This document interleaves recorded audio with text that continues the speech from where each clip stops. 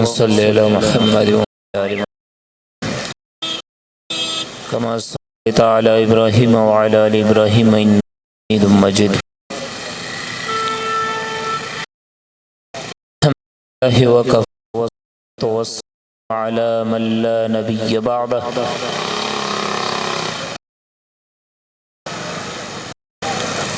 أعوذ بالله من الشيطان الرجيم.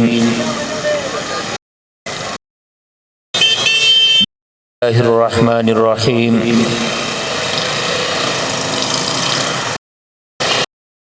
ذلك الكتاب لا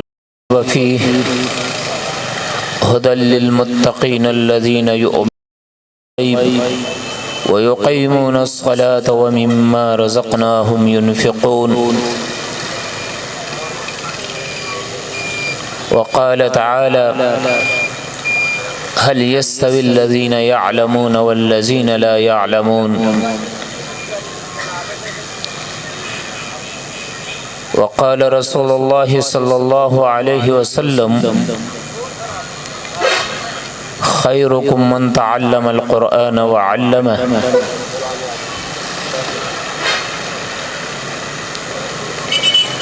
قال رسول الله صلى الله عليه وسلم: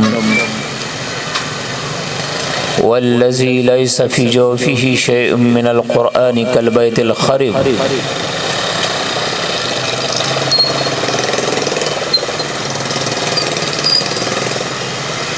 صدق الله مولانا العظيم وصدق رسوله النبي الكريم ونحن على ذلك من الشاهدين والشاكرين والحمد لله رب العالمين.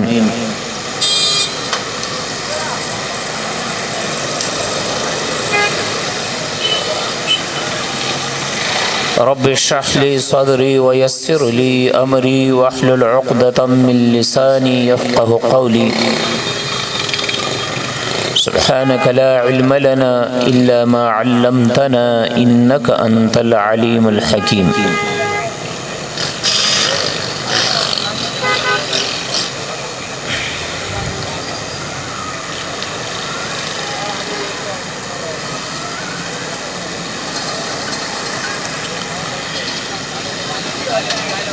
عزیزان گرامی، صدر اجلاس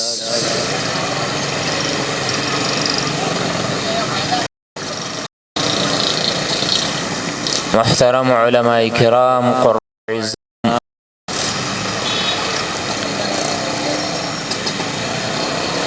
مدرسہ کے عزیز طلبہ، طالب، اور مجھے بتایا گیا کہ آج کے اس پروگرام میں جس طرح یہ بنین کے حوالے سے، طلبہ کے حوالے سے اور طلبہ اس کے اندر شریک ہیں، اسی طرح اس جامعہ اور مدرسہ کے اندر ہماری بچیاں بھی پڑھتی ہیں، اور ان کے خوبصورت خوشی کا ایک مرحلہ ہے جس کا انعقاد کیا گیا ہے. یقینی طور پر اس کو دیکھنے اور سننے کے لیے میری مائیں، بہنیں، بیٹیاں وہ بھی شریک ہوں گی. میں تو سب سے پہلے اس مدرسے کے جو منتظمین ہیں ان کے آج کے اس تقریب پر اور اتنے خوبصورت انداز پر اس کے انعقاد پر مبارکباد پیش کرتا ہوں، اور اللہ رب العزت کے بارگاہ میں دعا گو ہوں کہ اللہ تبارک و تعالی ان کی اس محنتوں کو قبول فرمائے، اور ہمارے شیخ استاد العلماء حضرت مولانا عبدالکریم صاحب مرحوم، جس کا یہ مدرسہ اور ادارہ ایک یادگار ہے، اور اس کے لیے ایک صدقہ جاریہ کی حیثیت رکھتا ہے۔ ہم یہ بھی دعا کرتے ہیں کہ اللہ تبارک و تعالی ان تمام محافل، مجالس، قرآن کی پڑھنے، پڑھانے، تعلیم، تعلم، سیکھنا، سکھانا کا جو سلسلہ یہاں پر انہوں نے جاری کر رکھا ہے، اللہ تبارک و تعالی یہ ان کے لیے درجات کی بلندی کا ذریعہ بنائے۔ میرے محترم دوستوں، بزرگوں، آج کی جو یہ تقریب ہے اور پروگرام ہے، یقینی طور پر آپ کو معلوم ہوگا کہ ادارے کے منتظمین، مدرسوں کے محتممین، اساتذہ کرام، معلمین، معلمات، جو پورے سال میں ہمارے بچوں کے ساتھ محنت کرتے ہیں، ان کو پڑھاتے ہیں، سکھاتے ہیں، اور یہ چونکہ ہمارا تعلیمی سال کی انتہا ہوا کرتی ہے، ابتدا شوال کے مہینے میں ہوتی ہے اور انتہا ان ایام میں ہوا کرتی ہے، تو ہر مدرسے میں، ہر ادارے میں یہ ایک ترتیب جاری کی گئی ہے کہ جو اساتذہ، جو منتظمین بچوں کے ساتھ جو محنت کرتے ہیں، وہاں سے جو بچے مختلف شعبہ سے فراغت حاصل کرتے ہیں، شعبہ قاعدہ ہے، شعبہ قرآن ناظرہ ہے، حفظ ہے، تجوید ہے، اور پھر اس کے بعد درس نظامی کے مختلف درجات ہیں، ان سے جو بچے، طلبہ، طالبات، بچیاں اور بچے ہمارے کسی بھی شعبے کو اپنے اختتام تک پہنچاتے ہیں، تو والدین کے سامنے، اور نہ صرف والدین کے سامنے بلکہ دنیا کے سامنے اور دیکھنے والوں کے سامنے یہ دکھایا جاتا ہے کہ یہ ہمارے مدارس کا اور یہ ہمارے مساجد کی محنتوں کا نتیجہ ہے کہ ہر سال کی انتہا پر ہزاروں کے تعداد میں طلبہ اور طالبات مختلف شعبہ سے فراغت حاصل کرتے ہیں، اور نہ صرف فراغت حاصل کرتے ہیں بلکہ اپنے شعبے میں بہترین طریقے سے وہ مہارت اور اس کے بارے میں مکمل جانکاری بھی رکھتے ہیں۔ شعبے تو مختلف ہوا کرتے ہیں، دنیا کے ہنرمندیاں اور دنیا کے کاموں کے حوالے سے یقینی طور پر مختلف شعبے ہیں، اور دنیا کے لوگ ان میں سے ہر ایک کسی نہ کسی شعبے کے ساتھ وابستہ ہوتا ہے،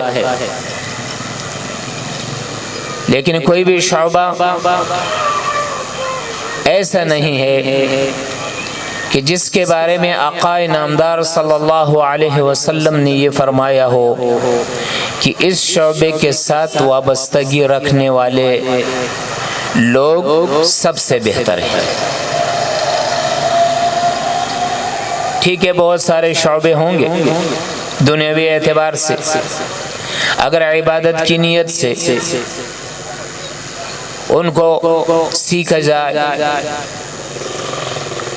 ان کے ساتھ تعلق رکھا جائے، اس فیلڈ کے اندر رہا جائے، تو باعث اجر ہو سکتے ہیں، لیکن ایک جو تمغہ امتیاز آقا نامدار صلی اللہ علیہ وسلم نے امت کو دیا ہے،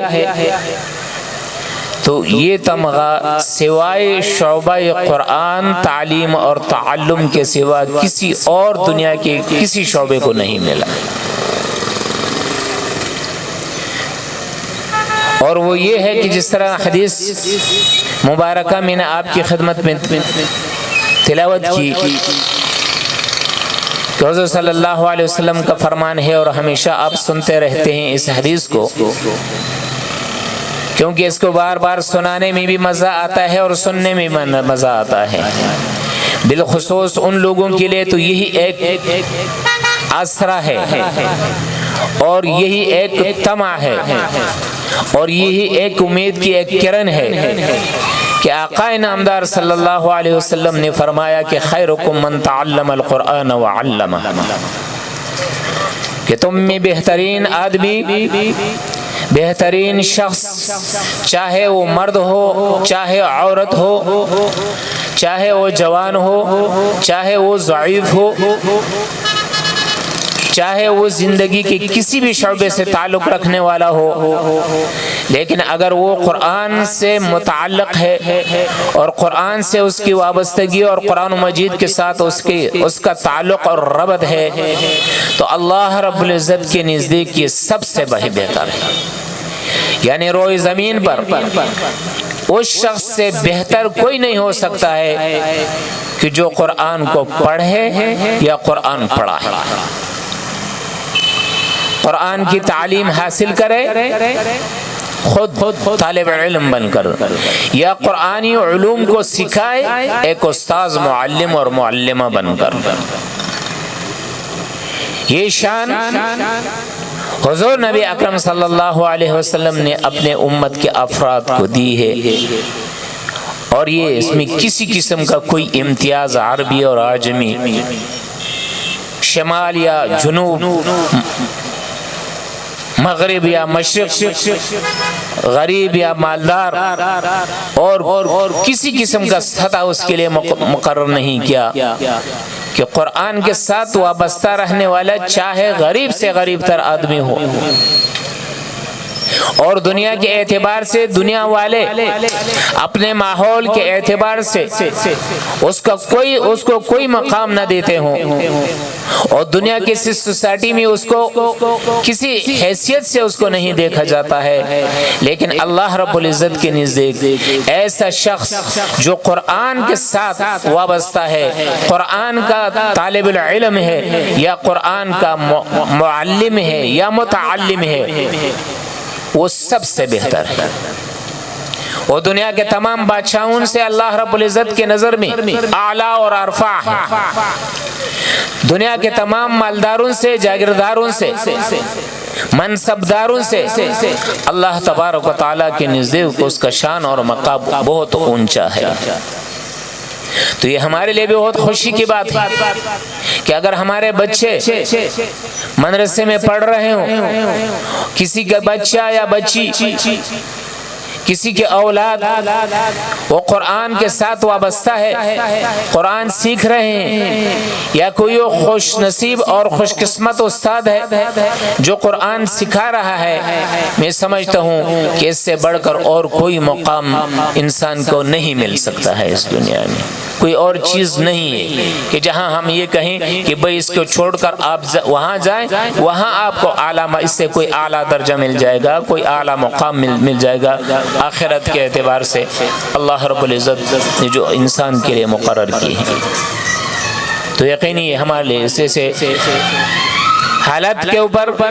کہ اگر قرآن سے وابستہ ہیں، دین سے وابستہ ہیں، قرآنی علوم سے وابستہ ہیں، تو ہمیں اس کے اوپر اللہ رب العزت کا بہت زیادہ شکر ادا کرنا چاہیے،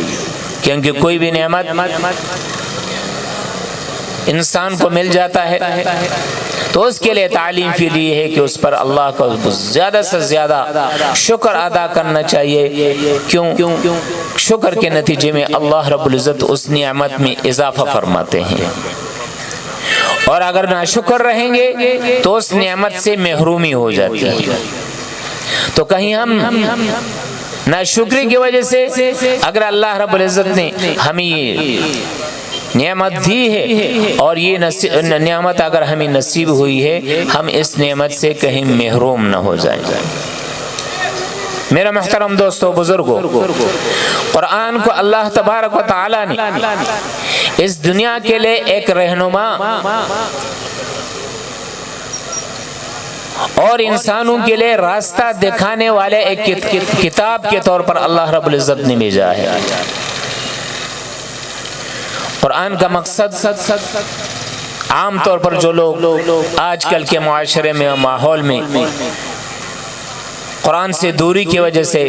ظاہر بات ہے کہ قرآن مجید کے جو مقاصد ہیں وہ مقاصد بھی ہم نہیں سمجھ پا رہے ہیں کہ قرآن مجید کو اللہ تبارک و تعالیٰ نے کیوں نازل فرمایا ہے، اور قرآن کو اللہ تبارک و تعالیٰ نے کیوں انسانوں کی طرف بھیجا ہے۔ تو یہ بات سمجھ لینی چاہیے کہ دنیا اور آخرت کی کامیابی، دنیا اور آخرت کی عزت اور عظمت، دنیا اور آخرت کا آرام، سکون، چین، گھر کا چین اور سکون، محلے کا گھر چین اور سکون، علاقے کا آرام اور سکون اور چین، ملکوں کا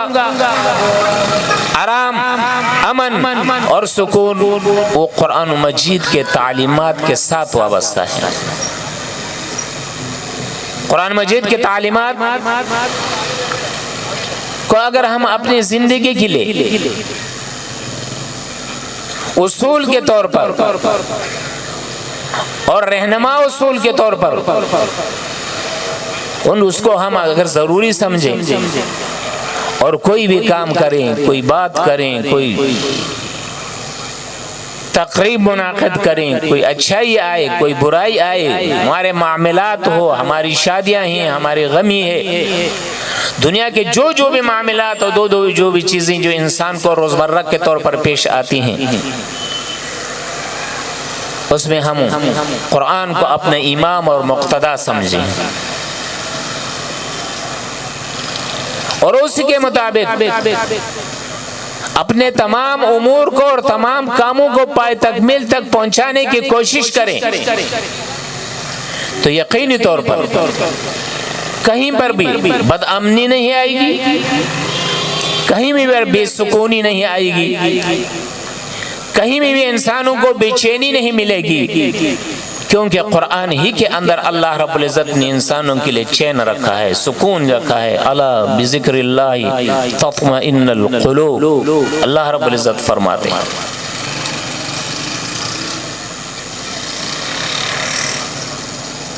کہ یہ قرآن جو بہترین ذکر ہے، اور ذکر یہ بطور تلاوت بھی ذکر ہے کہ اس کی تلاوت کی جائے، الفاظ کو پڑھا جائے، معنی کو سمجھا جائے، اس کا ترجمہ کیا جائے، تفسیر کی جائے، یہ بھی ذکر ہے۔ اور علماء فرماتے ہیں کہ اس سے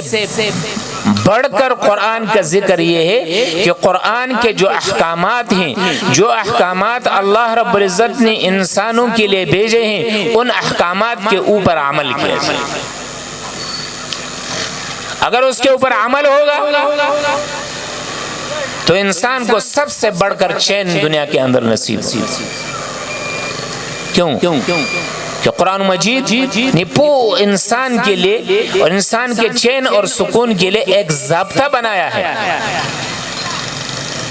اور اس ضابطے کے تحت اگر انسان اپنی زندگی گزارنے کی کوشش کریں گے تو پھر چین ہی چین ہوگا، کہیں کوئی لڑائی نہیں ہوگی، باپ اور بیٹے کے درمیان میں لڑائی نہیں ہوگی، ماں اور بیٹی کے درمیان میں، ساس اور بہو کے درمیان میں، چھوٹے اور بڑے کے درمیان میں، پڑوسی کے سے کسی قسم کا شکوہ اور گلہ پیدا نہیں ہوگا کہ جب قرآن مجید کے تعلیمات کے اوپر ہم عمل کریں۔ قرآن مجید نے اولاد کو بھی تعلیم دی ہے کہ والدین کی عزت کریں، ان کا اکرام کریں، وَلَا تَقُلْ لَهُمَا اُفْ وَلَا تَنْهَرْهُمَا وَقُلْ لَهُمَا قَوْلًا كَرِيمًا۔ والدین کو یعنی اولاد کو کتنا بڑا ایک ضابطہ بتایا، چند ہی الفاظ کے اندر ایسا ضابطہ اللہ رب العزت نے بتایا، اور ایسا ضابطہ اللہ رب العزت نے انسان کو دیا کہ اگر اولاد اس ضابطے کے اوپر عمل کرے گا تو ظاہر بات ہے کہ قرآن نے فرمایا، معنی اس کا یہ ہے کہ اللہ رب العزت نے فرمایا بحیثیت ایک بیٹے کے مجھ سے کہ اپنے والدین سے لڑنا، جھگڑنا، ان سے بحث مباحثہ کرنا، ان کو اپنی حرکتوں کے ساتھ کی وجہ سے، اٹھک بیٹھک کی وجہ سے، گفتار رفتار، نشست اور برخاست کے لحاظ سے تکلیف کو دور تو دور کی بات ہے، بلکہ اللہ نے تو فرمایا وَلَا تَقُلْ لَهُمَا اف، اف کا لفظ بھی ان کے سامنے نہیں ہے۔ علماء فرماتے ہیں کہ اف کا معنی کیا ہے؟ مانتے ہیں کہ اف کا مقصد یہ ہے کہ والد بچوں کو اور اولاد کو اپنے والدین کے حضور، اپنے والدین کے سامنے اگر دل کے اوپر کوئی بے سکونی ہے، کوئی پریشانی ہے، کوئی بے چینی ہے، تو عموماً انسان کی فطرت اور طبیعت یہ ہوا کرتی ہے کہ پھر انسان کیا کرتا ہے؟ اف کا لفظ اور اف اپنے منہ سے نکالتا ہے، جس سے دل کا وہ بوجھ اور طبیعت کے اندر جو ایک بے قراری ہوتی ہے اس سے انسان کو سکون ملتا ہے۔ اف عام طور پر یہ کہا جاتا ہے۔ تو شریعت نے اس کے اوپر بھی پابندی لگائی۔ یہ جو قرآن ہم پڑھ رہے ہیں، اپنے بچوں کو ہم پڑھا رہے ہیں، اسی قرآن نے بچوں کو اور اولاد کو یہ تعلیم دی کہ اپنے ماں باپ کے سامنے اف بھی نہیں کرنا۔ وہ اف جو آپ اپنے دل کو ہلکا کرنے کے لیے اور دل کے اوپر کوئی بوجھ ہے، اس بوجھ کو ہٹانے کے لیے، دور کرنے کے لیے جو اف کہا جاتا ہے، اس کو بھی والدین کے سامنے نہیں کرنا ہے اور نہیں کہنا ہے، اس وجہ سے کہ آپ کی اف کی وجہ سے والدین کو پتہ چلے گا کہ میرا بیٹا پریشان ہے، میری بیٹی کوئی پریشان ہے، اس کو کوئی صدمہ ہے، پتہ نہیں کیا ہو گیا ہے، کیا مسئلہ ان کو درپیش آیا ہے، کاروبار بھی نقصان ہو گیا، کسی کے ساتھ لڑائی ہو گئی، گھر میں کوئی پریشانی ہے، تو والدین بے قرار ہوں گے۔ اس وجہ سے قرآن مجید نے فرمایا کہ آپ نے اپنے والدین کو یہ اس طرح یعنی یہ پریشانی بھی نہیں پہنچانی ہے، چاہے کہ آپ ان کے ساتھ لڑیں، چاہے کہ آپ ان کو گھسیٹیں، چاہے کہ ان کو دھکے مار کر اپنے گھروں سے نکالیں، چاہے کہ ان کو یعنی اگر ضعیف ہیں اور کمزور ہیں ان کو بالکل یعنی ایکسپائر سمجھ کر آپ کہیں لے جا کر کہیں ویلفیئر میں جو ہے نا ان کو داخل کرائیں، نہیں، ان کی خدمت کرنی ہے۔ رسول اللہ صلی اللہ علیہ وسلم نے فرمایا کہ والدین کے پاؤں کے نیچے، بالخصوص اللہ کے پاؤں کے نیچے آپ کی جنت ہے۔ یہ تعلیمات ہیں، صرف الفاظ کے اوپر ہم نہ جائیں۔ قرآن مجید نے جو اخلاقیات ہمیں بتائے ہیں، ہمارے دین نے اور شریعت نے جس تعلیم اور تعلم کی فضیلت اتنی آئی ہے، فضیلت اس وجہ سے آئی ہے کہ یہ قرآنی تعلیمات اور قرآنی احکامات، اس سے انسان حیوانیت کے درجے سے نکل کر اصل انسانیت میں آتا ہے۔ ورنہ ہمارے دوسرے فلسفے کے کتابوں کے لحاظ سے تو حیوان کا معنی ہے سانس لینے والا، ہر چیز کو حیوان کہا جاتا ہے، سب حیوان ہیں، انسان بھی اور باقی جانور بھی۔ لیکن انسان کو جو انسانیت کا ایک مرتبہ ملتا ہے اور مقام انسانیت کی ملی ہے، وہ صرف اور صرف دینی اخلاق، قرآنی تعلیمات کی وجہ سے ہیں کہ قرآنی تعلیمات نے اور دینی تعلیمات نے اس انسان کو باقی حیوانات سے الگ اور ممتاز کر کے رکھ دیا ہے۔ کتے آپس میں لڑتے ہیں، انسانوں کے لیے یہ حکم نہیں، یہ قرآن نے کا حکم ہے، یہ حضور نبی اکرم صلی اللہ علیہ وسلم کا حکم ہے۔ باقی حیوانات کو کوئی چیز کھانے کو ملے، ظاہر بات ہے پھر یہ نہیں سوچتے ہیں کہ کس کا ہے، میرے لیے حلال ہے یا حرام ہے، جائز ہے یا ناجائز ہے، نہیں، وہ تو کھا لیتے، ان کی چاہت ہے، بھوک لگی ہے، ان کی خواہش ہے اس چیز کے حصول کے لیے۔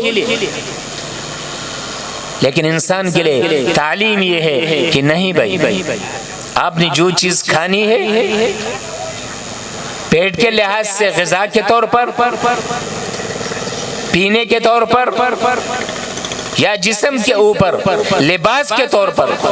کوئی بھی چیز اگر آپ نے استعمال کرنی ہے تو اس میں آپ کے لیے یہ قاعدہ اور قانون شریعت نے بتائی ہے کہ وہ حلال ہو، حرام کا نہ ہو۔ اب ممتاز ہو گئے نا انسان، یہ انسان باقی حیوانات سے کیا ہو گئے؟ الگ ہو گیا۔ دیکھو الگ ہو رہا ہے انسان، لیکن یہی انسان اگر اسی درجے میں رہے کہ یہ بھی حلال اور حرام کا تمیز نہیں کرتا ہے کہ کسی سے لے لے دھوکے کے ذریعے، فراڈ کے ذریعے، رشوت کے ذریعے، غصب کے ذریعے، چوری کے ذریعے، ڈاکے کے ذریعے، اور آج کل جو حرام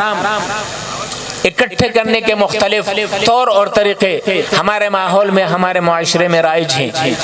اگر انسان کے اندر بھی یہ چیز آئے گی تو ظاہر بات ہے کہ جب انسان کو اللہ رب العزت نے اس انسان کو باقی حیوانات سے الگ کرنا چاہا کہ الگ ہو جائے، ممتاز ہو جائے باقی حیوانات سے، لیکن انسان اگر خود